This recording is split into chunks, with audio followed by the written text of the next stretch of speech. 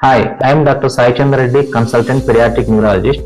ఇంతకుముందు వీడియోలో మనం ఎపిలెప్టిక్ స్పాజమ్స్ అంటే ఏంటో చూసాం. ఈ వీడియోలో దాని గురించి మరిన్ని విషయాలు తెలుసుకుందాం. ఈ ఎపిలెప్టిక్ స్పాజమ్స్ ని infantile spasm syndrome, west syndrome అని కూడా అంటూ ఉంటాం. దీని ఇతర లక్షణాలు ఏంటి అంటే, ఒకటి సడన్ గా బేబీ కరెంట్ షాక్ కొట్టినట్టుగా భయపడ్డట్టుగా వనకడము, రెండోది వచ్చేసి ఓన్లీ హెడ్ డ్రాప్స్ లైక్ ఇలా చేయడం జరుగుతూ ఉంటుంది. ఇది ఎక్కువగా నిద్ర నుంచి లేచినప్పుడు, నిద్రలోకి పోయేటప్పుడు వచ్చే ఆస్కారం ఉంటుంది. ఇది వచ్చినప్పుడు పిల్లలు అన్కంట్రోలబుల్ గా ఏడుస్తూ ఉంటారు. సో ఇది స్టార్ట్ అయిన తర్వాత పిల్లల్లో డెవలప్మెంట్ వెనక్కుపోవడము, లేకపోతే డెవలప్మెంట్ అక్కడే ఆగిపోవడం జరగచ్చు. సో వీళ్ళల్లో స్లీప్ డిస్టర్బెన్సెస్, చికాకుతనం ఎక్కువగా ఉండే ఆస్కారం ఉంది. ఈ ఎపిలెప్టిక్ స్పాజం ఎందుకు వస్తుంది, ఎవరిలో వస్తుంది? ఒకటి, బ్రెయిన్ డెవలప్మెంట్ సరిగ్గా లేని పిల్లలకు, పుట్టినప్పుడు వెంటనే ఏడవక ఎన్ఐసీలో ఎక్కువ రోజు ఉన్న పిల్లలకు, వీటిని హెచ్ఐ అంటూ ఉంటారు. పుట్టిన సమయంలో గ్లూకోజ్ లెవెల్స్ పడిపోయి ఐసీయూలో ఉన్న పిల్లలు, దీన్ని మనం హైపోగ్లైసిమియా అంటూ ఉంటారు. మరియు కొన్ని జెనెటిక్ డిసార్డర్స్ లో కూడా ఈ ఎపిలెప్టిక్ స్పాజమ్స్ ఎక్కువగా వచ్చే ఆస్కారం. సో పేరెంట్స్ గా మీరు గుర్తుపెట్టుకోవాల్సింది ఏంటంటే, ఎనీ కిడ్ పుట్టినప్పుడు ఏడవకుండా